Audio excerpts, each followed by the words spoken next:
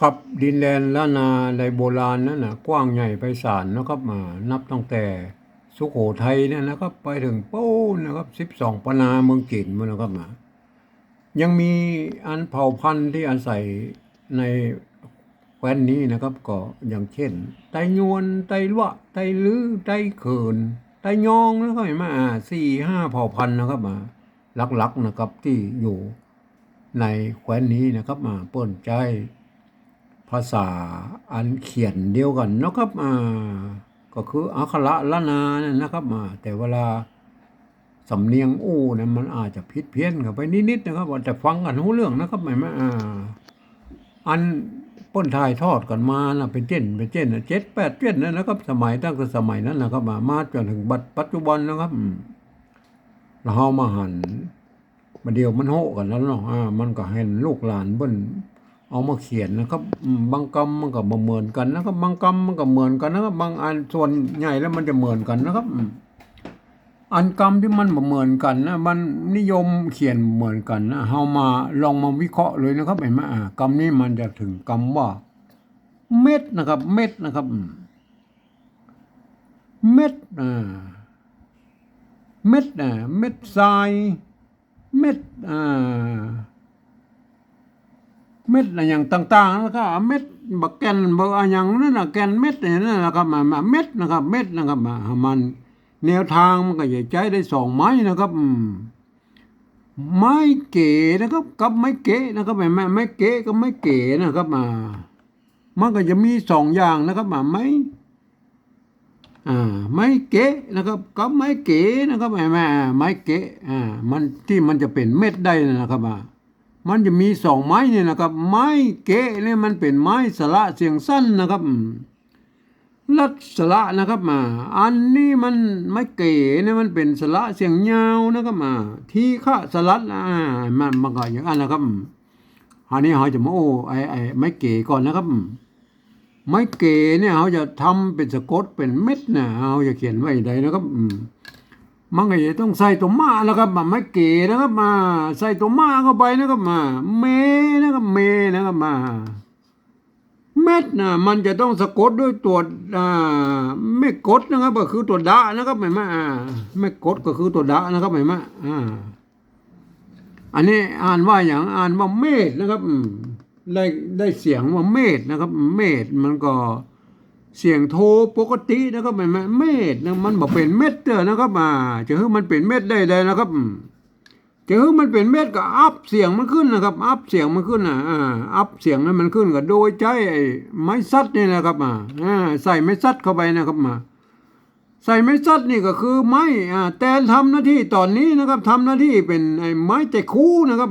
ทำหน้าที่เป็นอัพเสียงขึ้นมานะครับยกเสียงขึ้นมานะครับ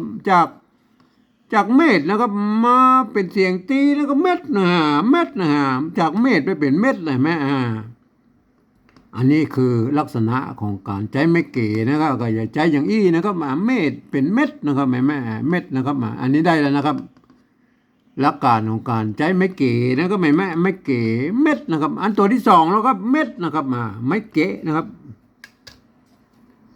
ไม้เกะใส่ตรงมาเข้าไปอันได้เสียงตีเลยเห็นไหมเมะนะครับมันเป็นอักษรต่ำนะครับมันจะเป็นเมะเลยนะครับเมะนะครับใส่ตัวตะกับเตะนะครับใส่ตัวตะกับเตะใส่ตัวละกับเละนะครับมันสระเอะนะครับไม่เกะนะครับไม่เกะนะครับถ้ามันโดนอักษรต่ำแล้วมันจะเป็นเสียงตีนะครับเห็นไหมอันนี้เมะนะครับเมะนะครับอันสะกดด้วยตัวดะแล้วครับสะกดด้วยตัวดะเลยนะครับมันก็เมื่อมันเมะนะครับเมะมันสะกดตัวดะมันก็เม็ดเลยเม็ดเลยได้เม็ดเลยหมดแล้วไปเอาไม้อย่างมาใส่สำเร็จนะครับแม่มันก็เม็ดแล้วนะครับเม็ดเลยแม่ได้เลยเม็ดเลยอันนี้ก็เม็ดเลยได้เลยนะอันตัวหน้ามันไม่เก๋นะครับไม่เก๋นะโทษทีไม่เก๋ใส่ไม่จะคู่นะครับได้เม็ดนะครับอันตัวหลังมันไม่เก๋นะครับสะกดด้วยตัวดะมันก็เม็ดเลยนะครับมันต้องไปยุ่งอย่างมันแล้วนะครับเม็ดนะเขียนได้2 แบบนะครับเห็นไหมจะใช้ไม่เก๋หรือไม่เก๋นะครับไม่เก๋ทั้งหลังนี่นะครับ ไม่เก๋อยู่ตั้งหน้านี่นะเห็นไหมจะใจไม่เก๋หรือไม่เก๋ก็สุดแล้วแต่นะครับท่านจะชอบแบบไหนก็แล้วแต่นะครับไม่ยากนะครับ แต่มันจะยากอยู่ตอนว่าที่เราจะว่าขยายความให้คนอื่นได้ฮู้ได้หันได้ฟังตัวเนี่ยมันยากตอนนี้แล้วครับเพราะว่าภาษาละนาของเรานั้นเป็นภาษาที่มันตายไปแล้วเนาะครับเราจะมาขยายความให้คนอื่นได้ฮู้ได้หันตัวนี่เราจะต้องใช้ภาษาอื่นๆนะครับ มาเขียนนะครับมาปริวัตินะครับแม่อันภาษาจีมันใกล้เคียงหน่อยนะครับภาษาละนาเนี่ยก็คือภาษาไทยนะครับภาษาไทยนั่นนะครับเพราะว่ามันเกิดมาจากที่เดียวกันนะคือป้อกุนรามกำแหงนั่นนะครับที่เดียวกันนะครับเพียงแต่ว่าปลายมันเอาไปดัดแปลงกันนิดๆหน่อยๆนะมันก็แยกกันไปนะครับมันก็เลยเป็นอย่างนั้นนะครับผมเองเนี่ยผมใช้หลักการปริวัติภาษาธรรมละนาเนี่ยโดยใช้ภาษาไทยมาเขียนเนี่ยครับอันของสภาวัฒนธรรมมหาวิทยาลัยเชียงใหม่นะครับเปิ้นตกลงเมื่อปลายปี28นะครับเปิ้นตกลงเอาไว้ว่าการ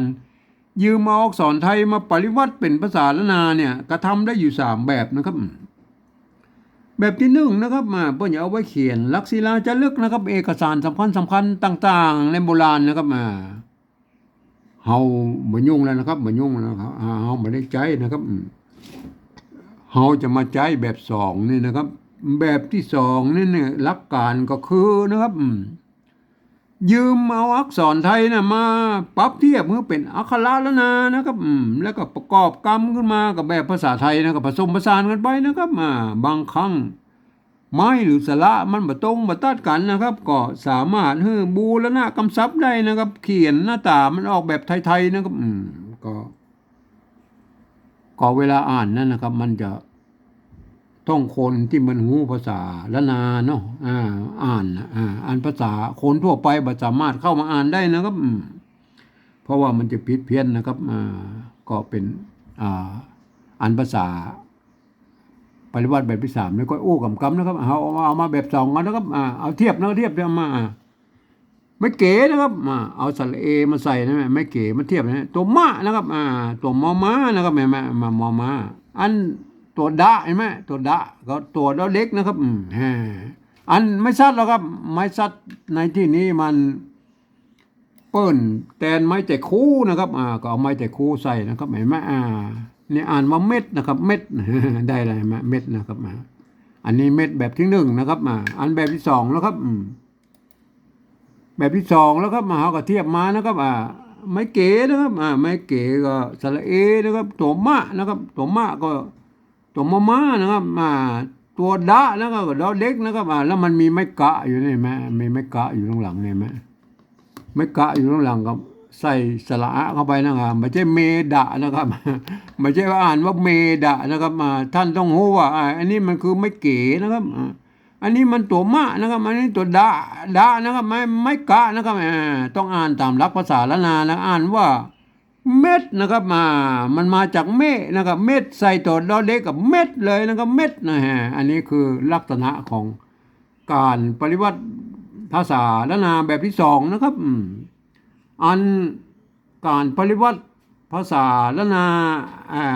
โดยเอาภาษาไทยมาเขียนแบบที่3นั่นนะหลักการก็คือนะครับฟังเอาเสียงภาษาละนาตำบลอย่างใดนะครับ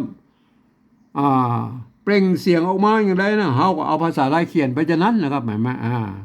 ก็เฮาบ่พอก็ได้นะครับเฮารับหูรับตาก็ได้นะรับตาเนาะไม่ใช่รับหูก็รับได้นะครับอันเม็ดนะครับได้ยินเสียงบ่เม็ดนะครับเฮาบ่พอแล้วลำบนเม็ดไทยเพิ่นเขียนได้นะครับเม็ดไทยเพิ่นก็เขียนนี่นะเพิ่นก็ใส่เลข8ได้ยังไงมั้ยใส่เลข8ได้มั้ยอันนี้ก็เม็ดแล้วนะครับเห็นมั้ยเม็ดไทยเม็ดเพิ่นก็อ่านเม็ดนั่นนะครับอันตัวที่2แล้วอันตัวที่2ก็เม็ดนะครับเม็ดนะครับมันก็ใส่เลข8นี่นะครับไม่ใช่คู่นะเม็ดนะอันนี้ภาษาไทยนะครับภาษาไทยพวกอ่านว่าเม็ดนะครับเม็ดนะครับเม็ดนะครับอันนี้แบบที่3นะครับอันแบบที่2นั่นไหนใช่ไหมอันท่านต้องเป็นคนที่เรียนภาษาละนามานะครับถึงจะอ่านได้นะครับต้องนึกเสียว่าอันนี้ไม่เก๋นะครับตัวมะนะครับ สะกดด้วยตัวดาแล้วก็อันนี้ไม่ซัดนะครับอ่านว่าเม็ดนะครับอ่านว่าเม็ดนะครับไม่เกนะตัวมานะตัวดาไม่กะนะอ่านว่าเม็ดนะครับไม่อ่านว่าเม็ดนะอันนี้คือหลักการของภาษาอ่านอืมปฏิบัติแบบที่สองนะเปิ้นเขียนแบบนี้นะครับเปิ้นเขียนไว้เพื่อไว้ไอ้ภาษาละนาตำบลปูนอันมันบ่มีแล้วมันหายไปแล้วเปิ้นก็เอาภาษาละนาปฏิวัติละนาแบบที่สองเนี่ยปริวัติกับมันเป็นภาษาละนาตำบลปูนได้นะครับแม่มันเขียนให้มันยึดโยงไว้บ่ได้นะครับแม่เปิ้นบ่ให้คนอื่นทั่วไปได้อ่านนะครับคนอ่านจะต้องรู้ภาษาละนาเท่านั้นนะครับอันนี้ภาษาละนาทางบนเห็นไหมเม็ดเห็นไหมเปิ้นก็เขียนได้สองแบบอย่างอี้นะครับตามหลักการที่ผมบรรยายมาตั้งแต่เบื้องต้นนะครับเห็นไหมขอท่านไปทบทวนนะครับอันภาษาละนาเปิ้นก็เขียนได้หลายแบบกันอย่างอี้นะครับอันขอเข้าไปอนุรักษ์กันนะครับวันนี้ผมขอบรรยายเพียงแค่นี้นะครับ